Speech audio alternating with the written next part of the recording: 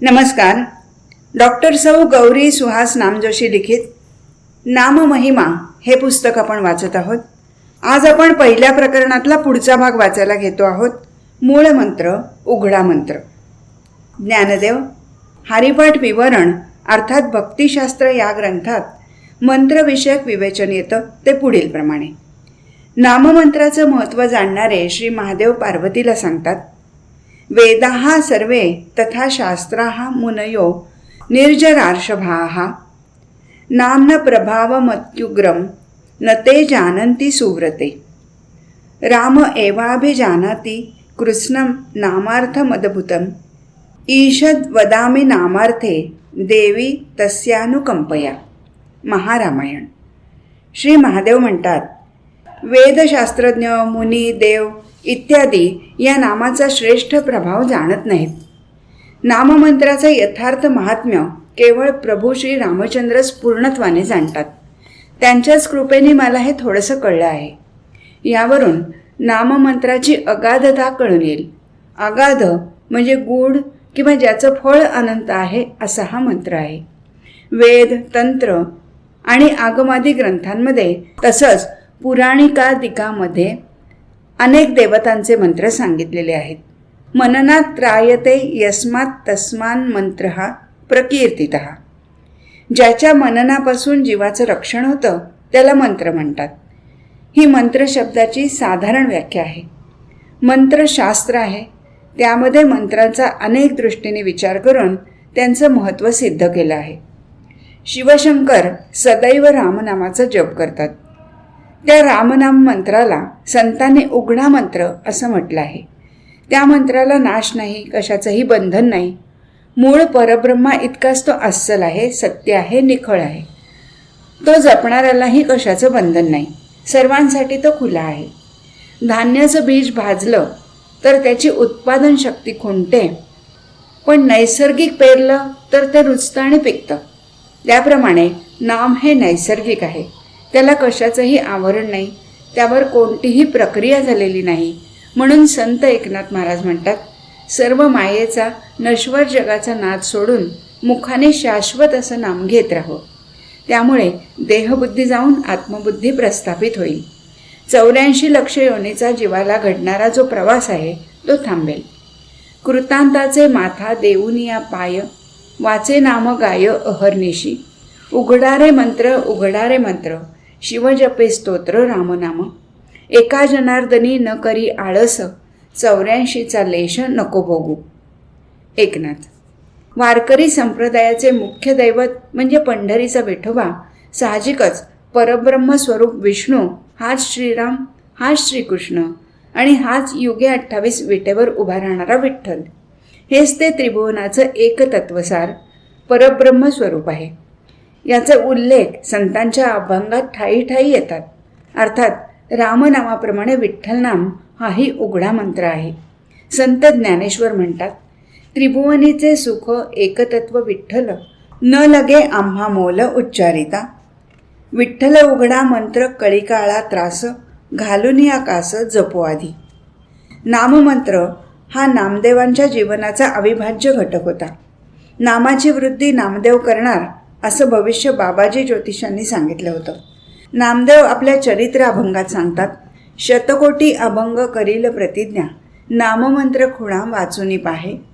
80 वर्षे आयुष्य पत्रिकाप्रमाणे नामसंकीर्तन नामया वृद्धी. नामदेव गाथा असा हा नाममंत्र वेदांचं मूळ असल्याचं एकनाथ सांगतात. नामपाठ सार वेदांचे ते मूळ, शास्त्राचे ते फळ नामपाठ. नाम वेद. नामदेवांना तर नामाचा फार मोठा विशेष जाणवला आणि तो म्हणजे नाम हाच वेद होय. या बाबतीत विलास खोल्ले यांनी विवेचन केलं आहे ते असं, नामदेवांनी नामभक्तीचं महात्म्य वर्णन करून सांगताना नामवेद असं म्हणून गौरवलं आहे. आकाराला देव नामरूपा आला म्हणून स्थापिला नामवेदी अशी नामदेवांची भूमिका आहे. नामापरता मंत्र नाही त्रिभुवनी ऐसी बोली वाणी वेदशास्त्री. किंवा नाम म्हणजे वेदशास्त्र मंथुनी काढी येले सार असा नामदेवांचा आग्रह आहे. नामाला नामवेद असं संबोधून त्याला वेदतुल्यत्व देण्याचा नामदेवांचा प्रयत्न आहे. हा प्रयत्न त्यांच्या नामभक्ती प्रसाराच्या मोहिमेशी सुसंगत असाच आहे. समाजमानसात वेदांचं प्रामाण्य फार मोठं आहे. वेदांची ती पदवी हिरावून घेणं अत्यंत कठीण आहे. त्यामुळे नामाला नामवेद म्हणताना वेदांना असलेलं सामाजिक प्रामाण्य, सोशल सँक्शन नामाला प्राप्त करून देणं हा बीजभूत हेतू नामदेवांच्या मनाशी असावा. वेदविद्येचा अधिकार केवळ ब्राह्मण वर्गाच्याच हाती असल्यामुळे बहुजनांच्या दृष्टीने ईश्वरप्राप्तीचा तो मार्ग सर्वथा बंदच होता. त्यांना आत्मज्ञान व्हावं आणि ईश्वराची प्राप्ती घडावी यासाठी त्यांच्या आवाक्यातील उपाय म्हणून नामदेवांनी नामस्मरणाचा उपदेश दिलेला दिसतो. या नामस्मरणाच्या आड कोणतीही जातीनिष्ठ उच्चनीचता येत नाही हे त्यांनी आवर्जून सांगितलेलं दिसतं. सोवळे ओवळे उंचनीच वर्ण, नाही येथे गुण दोष काही, असं ते सांगतात. एके ठिकाणी ते म्हणतात, नाही अतिवर्ण नाही या वेदोक्ती, नामेची संतृप्ती होती जीवा. नामा म्हणे नाम हेची बीज सार, तुटेल येरझार भवबंधाची. सामान्य जनांना नाममार्ग सांगताना नामदेवांच्या नजरेपुढे आणखी उद्दिष्टे असावीत. वेद विशिष्ट वर्णाची मक्तेदारी होतीच, शिवाय ते आकलनाच्या बाबतीत अगम्यच राहिले होते. त्यातील गहन तत्वांचा गुंता मती गुंग करून टाकणारा होता आणि इतकं करून वेदांचं परिशीलन केलं तरी या सृष्टीमागील ईश्वरी तत्वाचा उलगडा होईलच असा भरवसा नव्हता. वेदांनीही अखेर नेती नेती अशीच भूमिका स्वीकारली होती आणि या ब्रह्मांडाच्या पसाऱ्यामागील ब्रह्मतत्व श्रुतीशी कानडे, वेदा मौन पडे असंच राहिलं होतं. अशा परिस्थितीत नामावेणं गती न सरे आणिक असं नामदेवांचं सांगणं स्वाभाविक वाटतं. सर्व माझी सारं नाम हे देवाचे असा नामदेवांचा विश्वास होता. 4 वेद, 6 शास्त्र आणि 18 पुराणं यांनी ईश्वरप्राप्तीच्या सर्व साधनांचं सार हेच सांगितलं आहे अशी त्यांची खात्री होती. म्हणूनच न पढवे वेद नवे शास्त्रबोध, नामाचे प्रबंध पाठ करा असा संदेश नामदेव वारंवार देतात. नामाला वेदतुल्यत्व देताना किंबहुना त्यांना वेदाहून श्रेष्ठत्व प्रदान करताना आणखी एक युक्तिवाद नामदेव करतात. ते म्हणतात, अभ्यासिले वेद झाला शास्त्रबोध, साधिल्या विविध नाना कळा, प्रेमाचा जिव्हाळा जव नाही अंतरी, तव कैसा श्रीहरी करेल कृपा. ईश्वरप्राप्तीसाठी आवश्यक असा हा अंतरीचा भाव अथवा जीवीचा जिव्हाळा वेदांठाई नाही, नामाठाई मात्र आहे. म्हणून नाम हाच खरा वेद आणि नामवेदातच देव साकार झाला आहे. नामवेदामध्ये स्थापलेल्या त्या नादब्रह्माचं स्वरूप नामदेवाने नामतेची रूपतेची नामं अशा शब्दात सांगितलं आहे. नामवर्म, वेदाचं सार, पुराणशास्त्र यांचं नवनीत, साऱ्यांचं सार असणारं परब्रह्म तत्व नामात पूर्णपणे सामावलेलं आहे. परब्रह्म आणि भगवंताचं नाम हे अभिन्न आहे. सगुण निर्गुण या साऱ्यांचं वर्म म्हणजे नाम हे आहे. हे वर्म हाती घेणं वरवर सोपं वाटलं तरी सहजासहजी हाती लागत नाही. गुरुकृपेने मात्र हे वर्म हाती येऊ शकतं. कलियुगात नाम हे सोपं वर्म असल्याचं एकनाथ सांगतात. नामपाठ कली माझी सोपे वर्म, साधन तो श्रम न करी वाया. प्रेमाने, सुखाने, आनंदाने नाचत टाळी वाजवत हरिनाम घेतल्यामुळे परमेश्वराचं स्वगुण साकार रूप मनात साठू लागतं. ध्याने मने पांडुरंग भरतो. हे हरिनामाचं वर्म संतांच्या हाती आल्यामुळे परमेश्वराबद्दल असीम भावोत्कटता निर्माण होते. निळोबाराय म्हणतात, नाम वाचे आठविले रूपमनी साठविले, आता फिरून या घरा येशी आपणची माघारा, लाविला मोकळ भावे मागे सर्व काळ, निळा म्हणे आतुडले बरे वर्म हाता आले. पण असं हे वर्म भक्ताच्या सहजपणे हातात येत नाही. त्यासाठी गुरुप्रेम आणि गुरुश्रद्धा असेल तर गुरु शिष्याला गुपित सांगतात. गुरुगम्य गुज खूण गुह्य. श्री शिवशंकराने पार्वतीला एकांतात सांगितलेलं गौप्य ज्ञान मच्छेंद्रनाथांकडून गहिनीनाथापर्यंत आलं. ते गौप्य म्हणजेच भगवंताचं नाम होय. या नामामुळे परमेश्वराचं शुद्ध प्रेम गहिनीनाथाने सर्वांना दिलं. संत नामदेव सांगतात, बैसोनी एकांती गुरुगम्य गोष्टी, वेदांत परिपाठी शास्त्रबोध, नित्य शुद्ध बुद्ध निर्विकार पूर्ण, उमेसी जे ज्ञान शिव सांगे. तेची सच्चिदानंद साकार जीव प्राण, शरीर जाय क्षीण जयापरी. तेची ते सर्व विठोबाचे नाम, निराईस प्रेम गहिनी नाथी. नामदेव गाथा. हरिनाम स्मरणामुळे संत नामदेव आणि भगवंत यांचं जिव्हाळ्याचं असं अतूट नातं निर्माण झालं. आवडत्या भक्ताशी मनीचं हितगुज करताना देवाचा आणि नामदेवाचा जो सुखसंवाद झाला तो नामदेवराय आपल्या अभंगातून शब्दबद्ध करतात. परियेसी नाम्या सांगतो मी तुझं, अंतरीचे गुज भक्तराया. तू माझे आवडते कृपेचे पोसणे, चित्ताचे बैसणे करीन तुझं. भक्त या यातीचे भलतेनी भावे, भलते हे घ्यावे नाम माझे.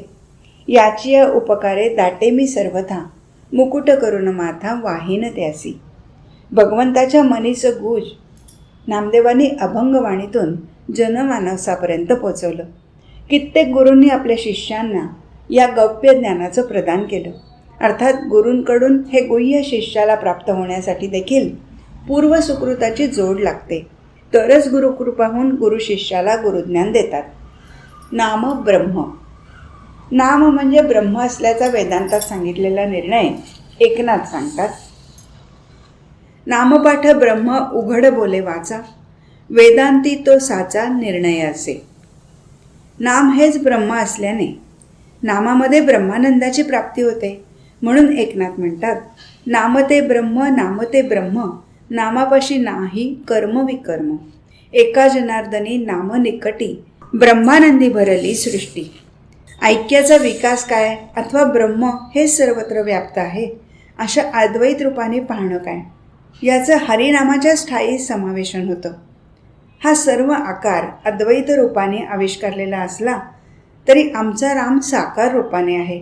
त्यासाठी संत नामदेव एक दाखला देतात. आसोने निराळा सुमनाचा वास, तैसा ऋषिकेश जीवा सकळा. नाना म्हणे सुमन कळी काळे एक, तेची निजसुख घेई जना. फुलातला सुगंध त्याहून निराळा असतो, त्याप्रमाणे ऋषिकेशी सर्व जीवांहून निराळा आहे. अनेक पाकळ्या असल्या तरी पुष्प एक असतं. या ब्रह्माचं निजसुख सर्वांना घेता येतं. भगवंताच्या विशालतेप्रमाणेच त्याचं नाममहात्म्य अगाध आहे. नाममहात्म्याबद्दल जेव्हा ज्ञानेश्वर महाराजांनी श्री निवृत्तीनाथांजवळ इच्छा प्रदर्शित केली तेव्हा त्यांनी सांगितलं, नामदेव पुसे निवृत्तीची चाड, गगनाहुनी वाड नाम आहे. नाम हे आकाशापेक्षाही मोठं म्हणजे व्यापक आहे. आकाशाच्या व्याप्तीचा जसा अंत लागत नाही तसा नाममहात्म्याचाही अंत लागत नाही. वेदांत शास्त्रामध्ये आकाशापेक्षाही वाढ म्हणजे व्यापक एक परब्रह्मच आहे. वाच्य वाचक अभेद दृष्टीने ब्रह्मच नाम आहे. एकनाथ महाराज म्हणतात, नाम ब्रह्म येणे पुरती सकळ काम, संसाराचा श्रम काही उरो नेदिरे. नामदेव म्हणतात, अनंत ब्रह्मांडे व्यापक हे नाम, अनादि निष्काम विश्वंभर. नाम आत्मा.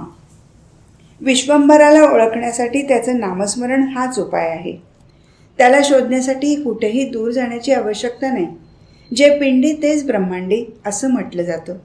पिंड म्हणजे देह आणि ब्रह्मांड म्हणजे विश्व.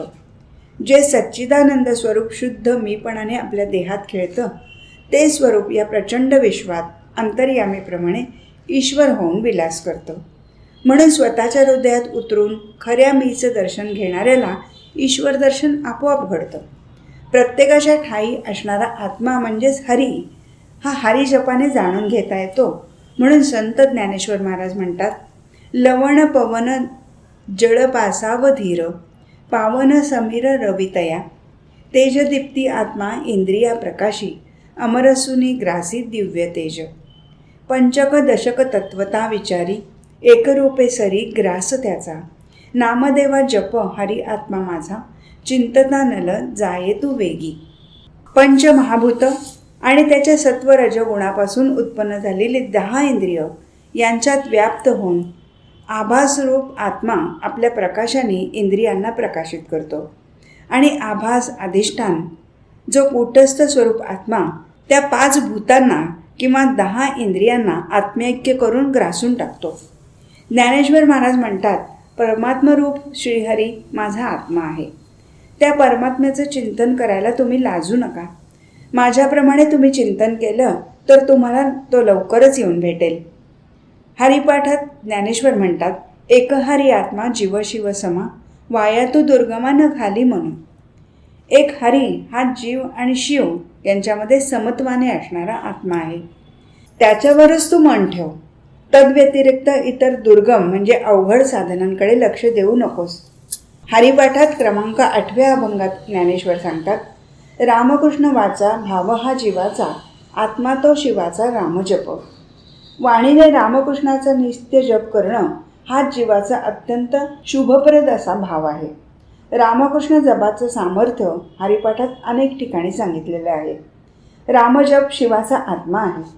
आत्मा हा सर्वांचा निरतिशय प्रेमाचा विषय आहे. प्रियाची परमसीमा आत्मा. माऊली जशी निर्निमित्त प्रेमाला विषय आहे, त्याप्रमाणे शंकराचं रामनामाच्या ठिकाणी निर्निमित्त प्रेम आहे. अनेक लोक नाम घेतात, पण जयाची भजने भोगासाठी असंच ते होतं. त्यात निष्कामता नसते. पण शंकराचं रामनाम प्रेम हे निष्काम आहे. म्हणून ज्ञानेश्वर महाराजांनी आत्मा हा शब्द वापरला आहे. नाम हे निधान. म्हणूनच आत्माराम असलेलं नाम हे संतांचं निधान म्हणजे ठेवा आहे. अर्थात हा ठेवा जीवी धरून आनंद मिळावा असं संत सांगतात. बोधला व विठा यांच्या अभंगचरणात हे जाणवतं. न लगे जपतप करावे साधन, नाम हे निधान जीवी धरा. बोधला म्हणे नाम उच्चारा हरीचे, भये कळी काळाचे नाही तुम्हा. नाम हेची जीवन, नाम हेची निधान, नाम हे कारण आनंदाचे, नाम हे साठा तोची वैकुंठाचा मोठा, म्हणत असे विठा नाम याचा. नाम अविकारी. अशा या नामाला कोणतेही विकार होत नाहीत. म्हणजे हा ठेवा जतन करणं सुलभ आहे. या नामामुळे पवित्र असं निजधाम प्राप्त होतं. म्हणून निळोबा म्हणतात, एक गाऊ आम्ही विठोबाचे नाम, सकळही धाम मंगळाचे. निळा म्हणे नाही विकार हरिनामा, पाववी निजधामा स्वस्ती क्षेम. नामाला विकार नाहीत असा उल्लेख तुकारामांच्या एका अभंगात येतो. आगम निगमात सांगितलेल्या गोष्टीत एकविधता नाही, पण नामाला विकार नसल्याने ते एक सार आहे. पाहता आगमा निगमाचे ठाव, तेथे नाही भाव एकविध. तुका म्हणे येथे नाही वो विकार, नाम एक सार विठोबाचे. नामातीत, रूपातीत, गुणातीत अशा निर्गुण निराकार परमतत्वाला जाणून घेण्यासाठी संतांनी आपल्या अनुभवातून नाम उपयोगात आणलं. आणि त्या नामानुभवातून त्यांना सगुण भक्तीकडून निर्गुण भक्तीकडे जाताना जाणवलेली नामाची वैशिष्ट्य त्यांच्या अभंगातून प्रतीत होत गेली. मात्र त्यासाठी सगुण निर्गुण संकल्पनेचा विचार स्पष्ट व्हावा. सगुण निर्गुण भक्ती आणि नामविशेष. भगवंताचं नाम आणि रूप म्हणजे निर्गुण निराकार अशा एकाच परब्रह्माचं गुणधर्म आहेत. निर्गुण निराकार परब्रह्म नामरूपाद्वारे सगुण साकार झालं आहे. आणि त्या दृष्टीने नाम म्हणजे सगुण निर्गुण द्वंद्वातील उभय प्रबोधक आहे. नामरूपा भिन्न नाही नाही असं नामदेव म्हणतात. परब्रह्म भगवंताच्या रूपात साकार होतं. कोणी त्यांना नाम, कोणी कृष्ण, कोणी विष्णू, तर कोणी शंकर असं म्हणेल. पण त्या नानाविध नामरूपामागचं परमतत्व मात्र एकच एक आहे. मात्र नामरूपाचा विचार आणि अद्वैत सिद्धांत यांची सांगड संत उत्तम प्रकारे घालतात. नामभक्ती आणि अद्वैत विचारसरणी या परस्पर संलग्न आहेत. अद्वैत प्राप्त करून घेण्यासाठी नाना नामरूपाचं भान विसरणं गरजेचं असतं. नामरूपाचं लोप होऊन नामरूपातीत अशा परब्रह्माचा साक्षात्कार व्हायला हवा. हा साक्षात्कार निर्गुणात होतो की सगुणात होतो हा भाग इथे गौण आहे. मात्र नामभक्तांना हा साक्षात्कार सगुणात होतो असं संतांच्या अभंगवाणीतून पदोपदी जाणवतं. त्यानंतर संतांच्या अभंगवाणीतून प्रतीत होणारी नामाची वैशिष्ट्य सांगता येतील. निर्गुण निराकार परब्रह्माचं ज्ञान करून देणारं नाम. परब्रह्माचं ज्ञान करून घेणं हे जर परमार्थाचं साध्य मानलं तर ते योग मार्गाने, ध्यान मार्गाने, ज्ञानमार्गाने साध्य करता येतं. तसंच नामभक्तीनेही साध्य करता येतं. त्यामुळे सामान्य माणूसही हे साध्य प्राप्त करून घेऊ शकतो. अर्थात त्यासाठी अखंड नामस्मरणाची गरज आहे. संत ज्ञानदेव म्हणतात, तत्वमस्त्यादी वाक उपदेश, नामाचा अर्धांश नाही तेथे. म्हणून नामसंकीर्तन करिता जवळी जोडीलासी आता.